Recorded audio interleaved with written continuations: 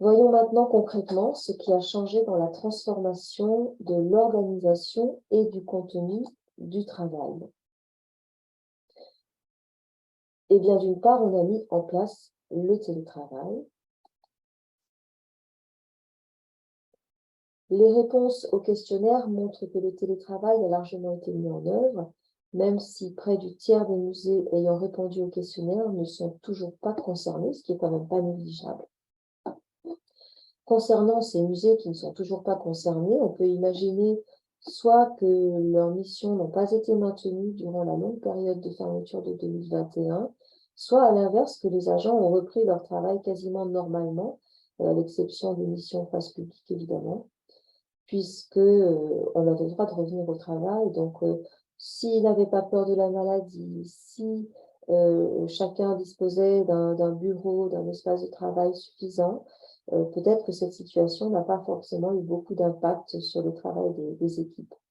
On peut aussi souligner que dans certaines toutes petites équipes où la transversalité est extrême, le télétravail, même possible, ne s'est pas forcément mis en place.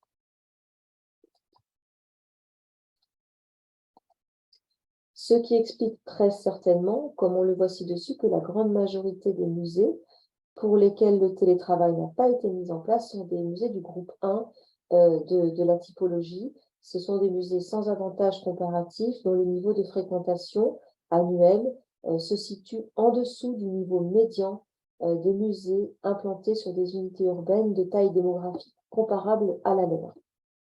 Les groupes 2 étant des musées situés ayant des niveaux de fréquentation à peu près équivalents au niveau médian ou légèrement supérieurs, et les musées du groupe 3 étant des musées ayant des fréquentations très très largement supérieures à ce niveau médian pour une même taille d'unité urbaine.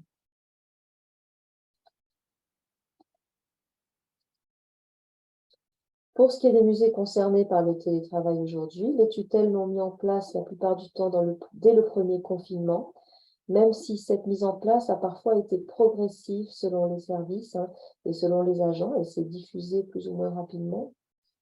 Néanmoins, comme on l'évoquait tout à l'heure, avec la généralisation du télétravail au second confinement, pour les équipes relativement étoffées, on a eu de nouvelles problématiques de management qui ont pu émerger, avec une disparité inévitable entre les missions télétravaillables ou pas. D'un côté, des agents qui n'avaient pas de mission télétravaillable ont pu disparaître totalement des équipes pendant le second confinement, avec une mise en autorisation exceptionnelle d'absence. On a vu apparaître un nouveau cible administratif dans le discours général. Avec probablement des situations très contrastées entre eux, certains ayant pu vivre ça comme des beaux moments de liberté, et puis d'autres comme des grands moments d'isolement. On a eu des cas de dépression très, très sévères pour certains, des agents d'accueil, des agents de régie, toutes les personnes qui n'avaient pas de tâches télétravaillables, en tout cas pour lesquelles on n'avait pas imaginé à l'époque de tâches télétravaillables. Dans certains musées, ces agents ont été réorientés sur d'autres tâches, mais pas partout. Et puis à l'inverse, certains agents dont les missions étaient télétravaillables ont pu se sentir frustrés de ne pas revenir au musée, surtout pour ceux qui avaient des conditions d'habitat, je dirais, et familiales défavorables au télétravail. Donc, comme pour le reste de la population, les managers ont pu vivre une surcharge importante de travail due à l'organisation du télétravail avec des plannings, il fallait jongler entre les différents plannings en présentiel, en distanciel, etc.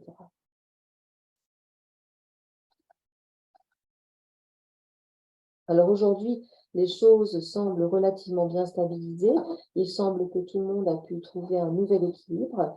Le télétravail était autorisé majoritairement entre 1 et 2 jours par semaine. Par contre, le télétravail a pu fragiliser la cohésion des équipes dans certains musées. Ce point est apparu clairement parfois dès la reprise normale du travail après la crise. Le travail individuel a pu être exacerbé par le télétravail. Certaines personnes ont pris l'habitude de travailler un peu trop seules.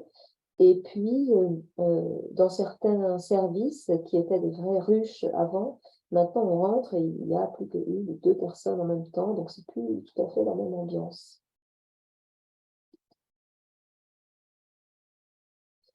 Quoi qu'il en soit, y compris pour les musées et les professionnels qui n'ont pas généralisé le télétravail, ou très peu, l'usage de la visioconférence, en revanche, a été totalement généralisé comme modalité régulière de rendez-vous. Et cet usage a de toute évidence dynamisé fortement les relations entre institutions de différents territoires, ce qui est une très bonne chose et dont cette enquête a bénéficié, comme je le disais tout à l'heure. Donc la méfiance qui pouvait prévaloir de la part des tutelles a disparu face à la réalité de ce qui s'est passé pendant la crise, à la productivité du travail qui a été démontrée en télétravail. Autre transformation dans l'organisation et le contenu du travail, évidemment, c'est la maîtrise des outils de communication numérique. Avant la crise sanitaire, la non-maîtrise de sa propre communication, notamment via un site internet ou une page internet ou une page Facebook dédiée au musée, était une difficulté déjà régulièrement pointée par les professionnels. L'enquête Muséophile de 2019, une très très large enquête menée par le ministère tous les ans auprès des musées, montrait que sur 94 répondants, 40 musées affirmaient encore ne pas disposer d'un site internet dédié, 71 d'un compte Twitter, 69 d'un compte Instagram. Seule les pages Facebook semblaient relativement investies, avec seulement 28 musées qui déclaraient ne pas avoir ouvert un compte propre. Alors, pour les musées qui n'avaient pas du tout les moyens de communication, eh bien, cette absence s'est révélée plus que catastrophique lors du premier confinement et de manière générale, même lors du deuxième. Pour les très nombreux musées concernés, la rupture du lien avec leur public a pu être totale. Et même lorsque les musées se sont dotés d'une page Facebook, par exemple, dès le premier confinement, ou d'un compte Instagram, eh bien, c'était déjà trop tard, puisque ce n'est qu'après que les musées ont pu prévenir leur public de son existence.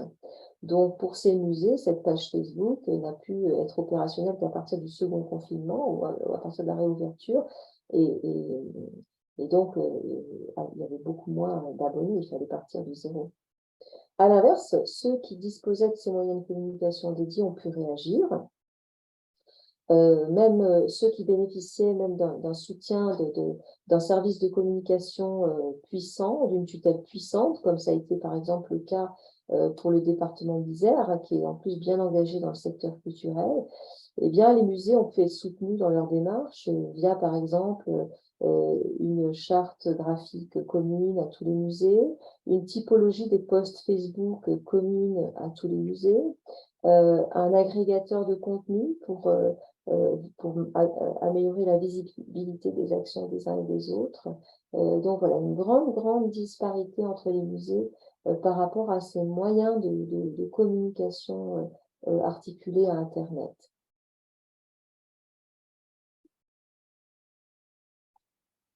Alors, comme on peut le constater ici, grâce aux réponses au questionnaire, on voit seule la moitié des musées répondants disposaient d'un service de communication interne avant la crise et environ 2 tiers d'un site internet dédié, ce qui est à peu près cohérent avec les données de l'enquête muséophile qu'on vient d'évoquer. L'enquête muséophile qui est une enquête au niveau national.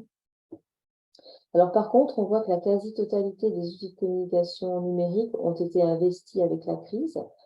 Plus qu'avant, les musées disposent d'un site internet dédié, d'une page Facebook qui leur est propre, etc. Ils ont donc gagné en autonomie sur leur communication externe, mais ce n'est pas une franche révolution. Seul Instagram marque une avancée vraiment significative. On peut supposer que la communication restant un sujet toujours politiquement sensible, on a de fortes inerties politiques et administratives relatives à la maîtrise de cette communication pour les musées. hein, qui explique la timidité de ces avancées.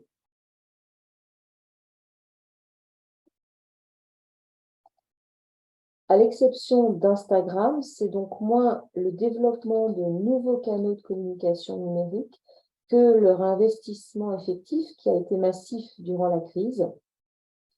26 des 36 répondants de l'enquête ont répondu positivement à la question: durant le premier confinement, le musée a-t-il développé de nouvelles manières de maintenir le lien avec ses publics?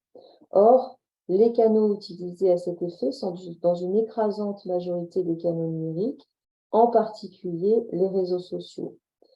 Si l'usage du site internet du musée comptabilise 14 répondants, les comptes Facebook et Instagram des vieux musées en totalisent 35 à eux deux. A contrario, la presse écrite, la radio et la télévision semblent avoir été totalement délaissées.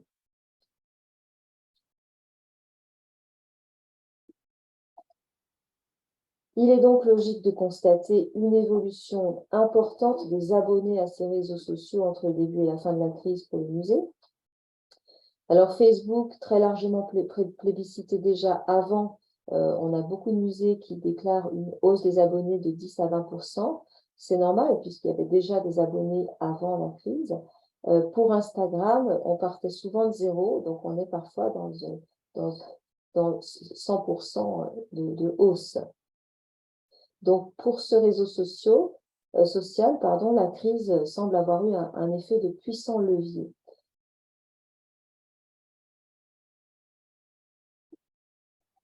Alors, si on regarde plus en détail les musées responsables de ce nouvel investissement des réseaux sociaux, on constate que ce sont surtout les musées du groupe 1, ceux sans avantage comparatif, qui ont le niveau de fréquentation inférieur au niveau médian des autres musées implantés sur une unité urbaine de taille démographique comparable, que l'on doit les avancées les plus marquantes pour Facebook et Instagram. C'est normal, c'est les musées qui n'ont pas, ce sont eux qui ont le moins de sites internet dédiés, qui ont le moins de moyens, voilà, c'est des musées qui ont vraiment peu d'avantages. Et donc, ce sont eux en priorité qui se sont vraiment investis sur les réseaux sociaux.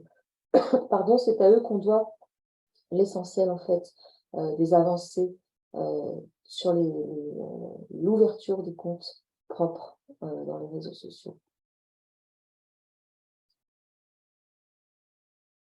Enfin, dernier point sur les transformations de l'organisation et du contenu du travail, c'est évidemment l'acquisition de nouvelles compétences et puis la pratique nouvelle d'une transversalité entre les services. On a appris à travailler ensemble, en particulier avec les services de communication quand il y en avait. Alors, de très nombreux types de compétences ont été explorés pendant la crise par les professionnels des musées. Pour les professionnels de la médiation, certains ont choisi de développer des compétences très techniques en art plastique. D'autres ont fait beaucoup de prospection et ont développé des compétences de nature plutôt stratégique. Pour les directeurs d'établissement ou les chargés de collection, on a pu approfondir ces connaissances en lien avec les collections ou bien avec le public.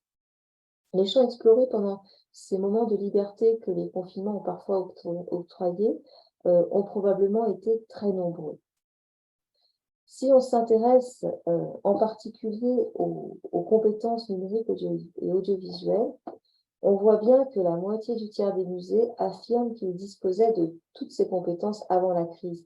Donc 10 musées disent que non, elles étaient toutes présentes avant la crise. Ça veut dire que 26 sur les 36 répondants disent qu'ils l'ont acquise pendant la crise. Donc la crise a vraiment joué un rôle très moteur pour l'acquisition de ces compétences. Et on voit que c'est essentiellement par la pratique et par l'échange entre pairs, par la formation autonome via des tutoriels ou des MOOC que ces compétences ont été acquises. L'apprentissage s'est souvent fait sur le tas. On a bricolé, on s'est parfois improvisé formateur, partageant des compétences numériques. La place des uns et des autres dans les équipes a parfois été redistribuée en fonction des compétences numériques ou audiovisuelles de chacun. Alors, on verra de ce fait que ces compétences acquises se révèlent parfois assez parcellaires, assez lacunaires, ce qui fait que la formation reste un enjeu très important pour tous les musées souhaitant se positionner sur une offre numérique.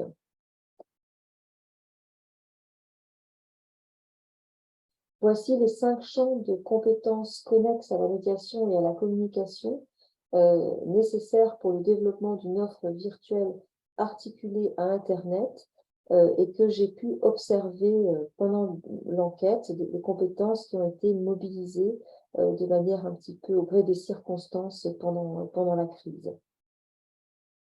Donc des compétences de webmaster, des compétences de community manager, des compétences en technique audiovisuelle, des compétences en production et diffusion audiovisuelle, notamment dans la gestion des droits d'auteur.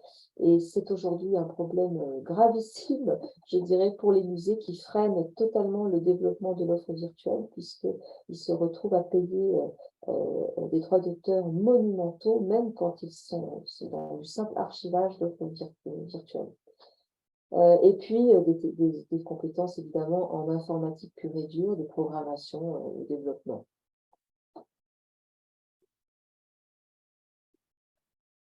Alors, ce sont parmi ces compétences, ce sont essentiellement des compétences de community manager, de communication multimédia qui ont été acquises durant la crise. Un peu moins des compétences de conception d'offres de médiation numérique et un peu moins des compétences en technique audiovisuelle.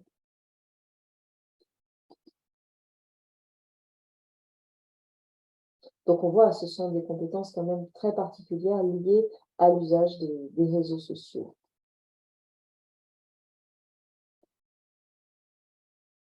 Quant à la transversalité, eh bien, au moment de l'enquête, on a un bon tiers des professionnels interrogés qui affirmaient que la transversalité s'est durablement installée dans leurs équipes. Elle concerne tous les services, on le voit, hein, mais par contre, ce sont surtout la production de nouveaux contenus de communication et de nouvelles offres de médiation qui génèrent cette transversalité qui s'exprime à travers une intensification des temps de réunion, plus de moments de partage informel, des documents partagés. Donc voilà, on voit essentiellement de la conception de contenu de communication et d'offres de médiation, mais pas que. Donc il y a une transversalité aussi qui s'est mise en place pour la conception des expositions, pour l'écriture des cartels d'exposition et la programmation des expositions. Donc on voit que c'est une transversalité qui a vraiment qui s'est diffusée dans l'ensemble des services pour les musées concernés.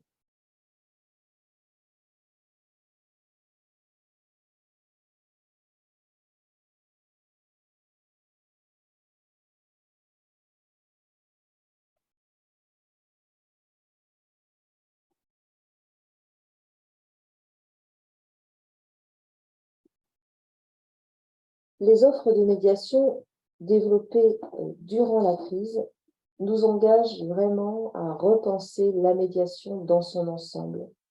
C'est pourquoi l'un des apports les plus conséquents, il me semble, de cette enquête consiste en une proposition d'une nouvelle typologie pour les offres de médiation. Près des 3/4 des musées enquêtés déclarent avoir développé une offre virtuelle pendant la crise. Évidemment, les conditions globales de bonne santé des musées avant la crise sont à prendre en compte pour comprendre cette différence pour les offres virtuelles en particulier. Là, on voit que les musées du groupe 1 sont les plus nombreux à ne pas avoir développé d'offres virtuelles. À l'inverse, les musées du groupe 3 ont pratiquement tous développé de nouvelles offres virtuelles. Mais que signifie exactement offre virtuelle? La distinction classique entre offre virtuelle et offre réelle s'avère complètement insuffisante pour rendre compte de la grande diversité des propositions numériques qui se sont installées dans le paysage muséal durant la crise, dont certaines bousculent les frontières du hors-les-murs lui-même. Quoi de commun entre un post Facebook relatant la restauration d'un objet de collection et une visite virtuelle d'exposition conçue par une entreprise spécialisée dans les technologies immersives et interactives. Pas grand-chose. Quoi de commun ou comment qualifier une retransmission en direct d'un atelier de pratique artistique dans une école? Est-ce qu'il ne s'agit pas d'une offre en ligne? En fait, les mots de virtuel ou numérique ne nous disent pas grand-chose sur les offres en question. La distinction entre médiation directe et indirecte, qui est aussi classique dans l'appréhension de la médiation, se révèle aussi insuffisante. Entre la médiation directe classique, caractérisée par un continuum d'espace-temps entre les professionnels des musées et les publics, et la médiation indirecte, caractérisée par une discontinuité de l'espace et du temps entre les professionnels et les publics, tout un éventail des possibles s'ouvre avec l'usage des outils numériques articulés à Internet. C'est cet éventail des possibles que j'ai tenté de synthétiser dans ce tableau à partir des observations menées durant l'enquête.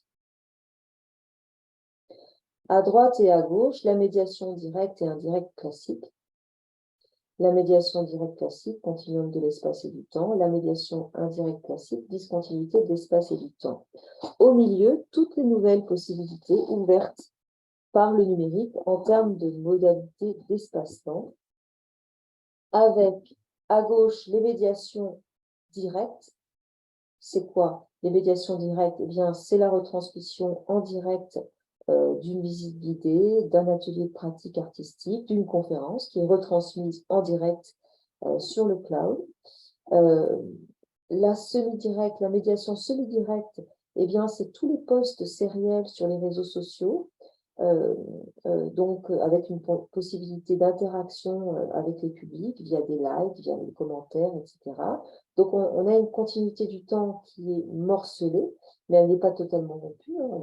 On a bien ce mur temporel de Facebook, ce mur temporel de Twitter, ce fil du temps qui crée donc une certaine continuité temporelle. Donc, il faut bien en rendre compte.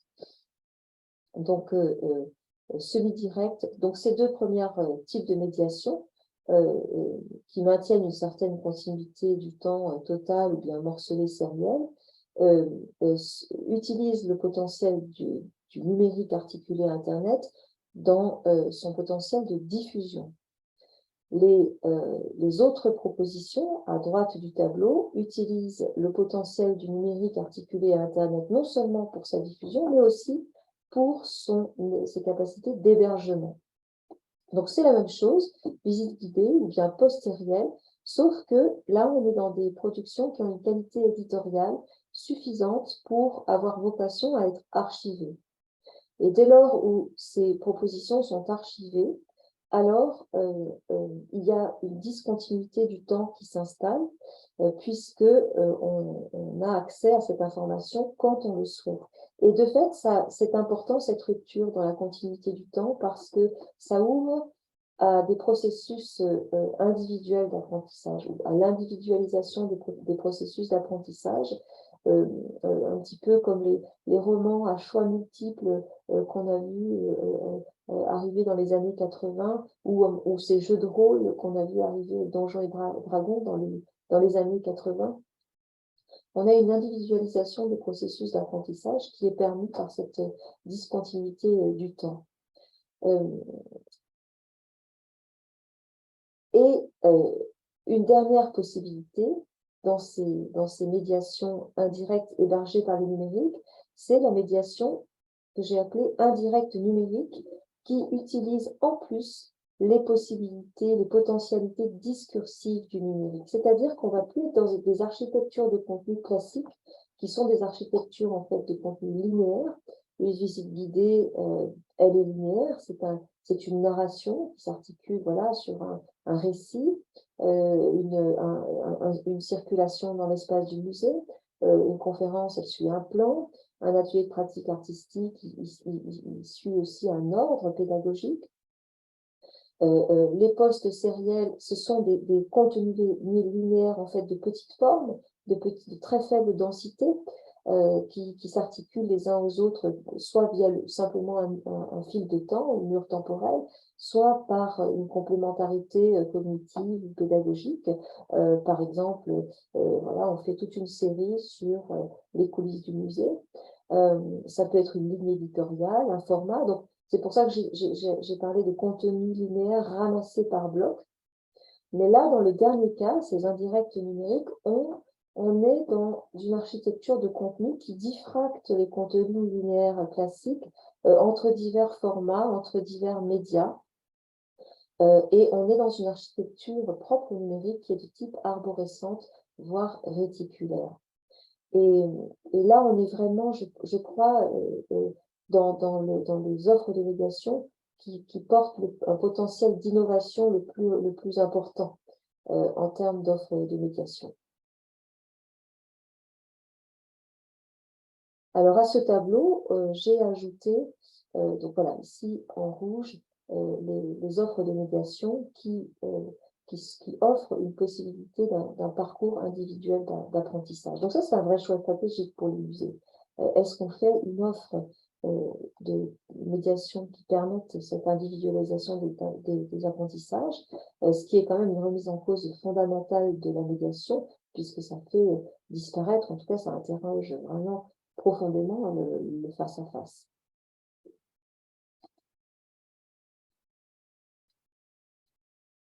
Alors, à ce tableau, on peut mettre en regard les compétences nécessaires pour mettre en œuvre ces nouvelles offres virtuelles.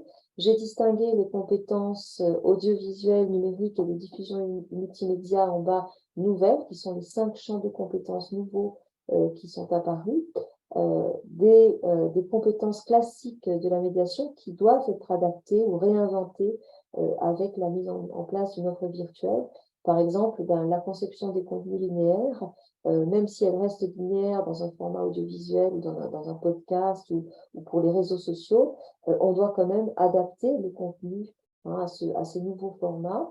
Donc, il faut réécrire ces contenus, apprendre à les adapter. Ça nécessite une connaissance, en fait, des publics, des attentes des publics et des réseaux sociaux, des formats imposés aussi par les réseaux sociaux, des techniques de référencement, comment fonctionnent les réseaux sociaux, comment fonctionnent les algorithmes des réseaux sociaux.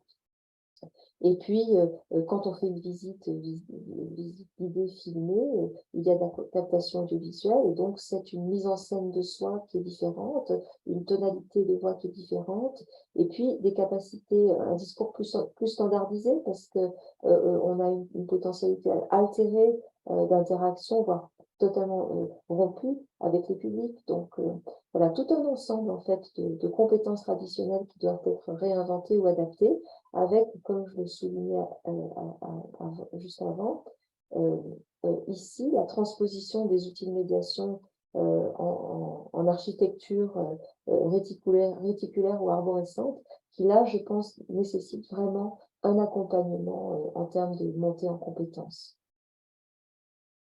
Alors, pour finir sur cette seconde partie de présentation, on peut remarquer que ce tableau, en fait, il peut tout à fait décrire des offres hors les murs qui se sont transposées en offres hors les murs virtuelles. En fait, à partir du moment où ces offres virtuelles ont été conçues en partenariat avec un public, pour ce public, et diffusées à ce public, pour ce public, vers ce public, on peut parler d'offres virtuelles hors les murs.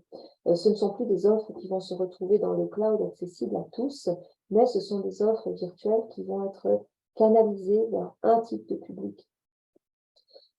Et du coup, on peut parler, je pense, d'offres virtuelles hors les murs dans ce cas-là. On a beaucoup d'offres hors les murs pendant la crise qui soit ont été totalement mises en suspens, soit transformées en médiation directe diffusée par le numérique, soit en offres de médiation indirecte numérique. Je pense à à des visites guidées pour des scolaires qui ont motivé le financement de la conception d'une visite virtuelle à destination des scolaires. Je pense à des mallettes pédagogiques qui ont été transformées aussi en format virtuel avec du texte PDF, des images en JPEG, des vidéos en MP4, transformant en fait l'architecture de contenu des mallettes pédagogiques destinées à être utilisées en réel, si je puis dire. Donc voilà pour cette première étape, cette seconde étape de présentation de l'enquête.